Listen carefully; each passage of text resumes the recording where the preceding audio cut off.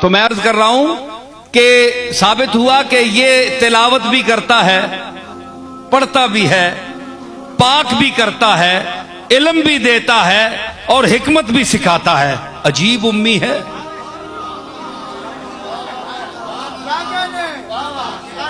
یہ امی کی تعریف سنیے۔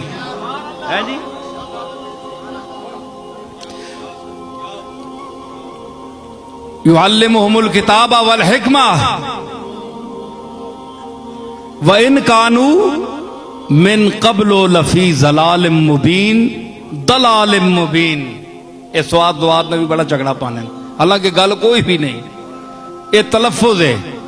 زواد ولا الضالین تو نہیں ہونا نا، اس جو عرب پڑھتے ہیں ان کے لیے ولا الضالین۔